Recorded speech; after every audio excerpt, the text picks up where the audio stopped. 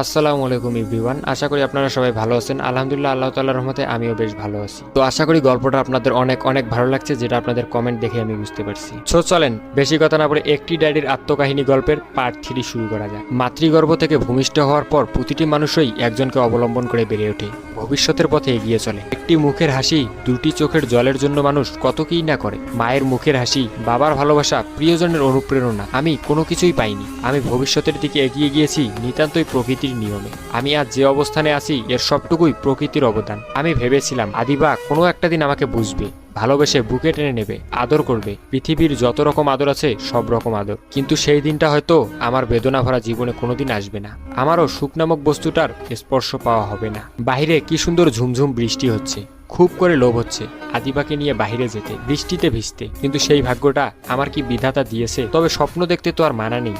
এই পৃথিবীতে কত মানুষ প্রতিনিয়ত স্বপ্ন দেখেই যাচ্ছে, কজনেরই বা স্বপ্ন পূরণ হচ্ছে, হয়তোবা আমারটাও হবে না। তাই বলে কি স্বপ্ন দেখতে পারবো না?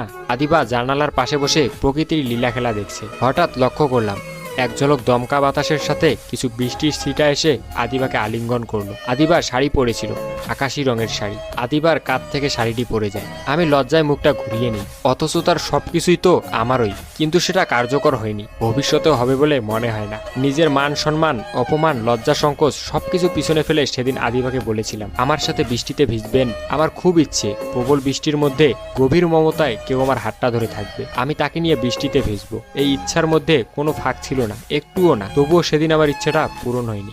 আদিবাকে যখন কথাটা বলেছিলাম তখন সে কিছুক্ষণ চুপ করেছিল, তারপর বলেছিল, গভীর মমতায় কারো হাত ধরে বৃষ্টিতে ভেজার জন্য ভালোবাসার প্রয়োজন, মনের মিল প্রয়োজন। চাইলেই একজনের হাত ধরে বৃষ্টিতে ভেজা যায় না।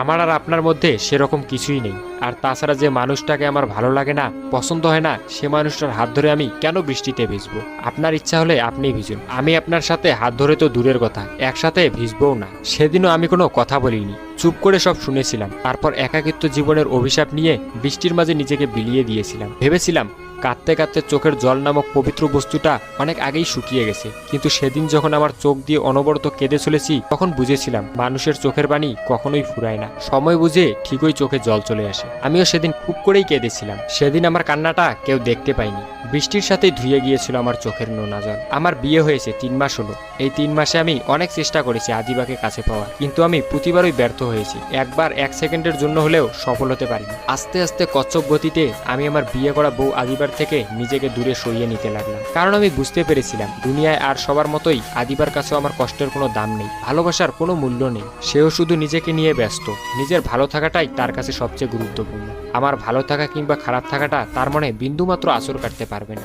সকালে ঘুম থেকে উঠতেই দেখি একজন অপরিসীম ভালোবাসা নিয়ে তার নরম হাতে কফির মগ এগিয়ে দিচ্ছে। আপনার কফি, খেয়ে নিন, না হলে ঠান্ডা হয়ে যাবে। আমি মনে মনে ভাবলাম আমি মনে হয় স্বপ্ন দেখছি, কফিতে চুমুক দিতেই স্বপ্নটা ভেঙে যাবে, এটা আমি শিওর। তখন সে বলে উঠল, না ভাঙবে না, কারণ এটা বাস্তব, কোনো স্বপ্ন নয়। কফিটা খেয়ে ফ্রেশ হয়ে নিন, আমি ব্রেকফাস্টের ব্যবস্থা করছি। আদিবা রান্নাঘরে চলে গেল, তবে আমি এখনো তার দিকে তাকিয়ে আছি।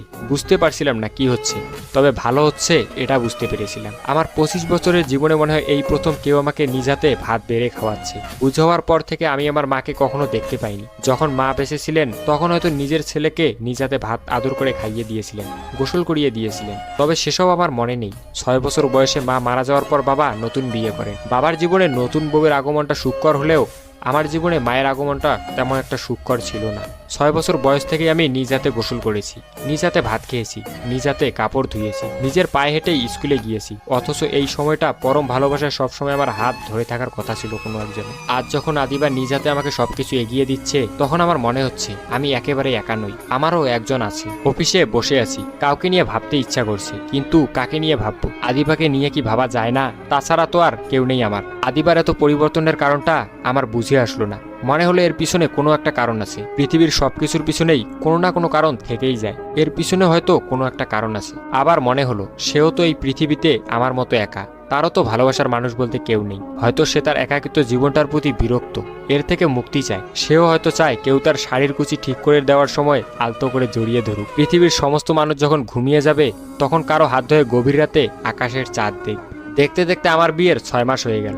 এখন আমার নিজেকে আর একা মনে হয় না। আমার জন্য এখন কেউ একজন রাত জেগে অপেক্ষা করে, না খেয়ে বসে থাকে। আদিবা এখন আমার খুব যত্ন নেয়, তবে আমি এখনো তাকে স্পর্শ করতে পারিনি। তবে তার যত্নটাই বা কম কিসে? হয়তোবা সে একদিন আমাকে এসে জড়িয়ে ধরে বলবে, কেন এতদিন আমার কাছে আসোনি, আমাকে ভালোবাসা দেওনি। সেই দিনটি হয়তো আর খুব দূরে নয়। আজ আমাদের বিবাহ বার্ষিকী, আমাদের বিয়ের 1 বছর পূর্ণ হবে। এই 1 বছরে অনেক কিছু হয়েছে আমাদের মাঝে। আদিবা আমার সাথে প্রতি সপ্তাহেই বাইরে ঘুরতে যেত। সময় পেলেই আমরা দূরে কোথাও চলে যেতাম, তবে আমরা দূরত্ব বজায় রাখতাম নিজেদের মাঝে। আমার মনে হতো এর থেকে পবিত্র ভালোবাসা হয়তো পৃথিবীতে নেই। স্বামী স্ত্রী হওয়ার পরেও কতটা ফাঁক রেখেছিলাম আমাদের চলার মাঝে, সেটা শুধু আমি নিজেই জানি। তবে আজ আদিবাকে আমি আমার নিজের মনের সব কথা বলে দেব। সেও হয়তো অপেক্ষা করেছে আমার জন্য। এই দিনে বাসর রাতে সে আমাকে দূরে ঠেলে দিয়েছিল, হয়তো আজকে সে বাসর রাতটায় ভালোবাসা প্রকাশ করবে। আমি একগুচ্ছ গোলাপ নিয়ে আদিবার সামনে দাঁড়িয়ে আছি। আমি তার সামনে গিয়ে বললাম, আমি আপনাকে কিছু কথা বলতে চাই। তখন সে বলল, আপনার সাথেও আমার কিছু কথা আছে। তখন আমি বললাম, জি বলেন,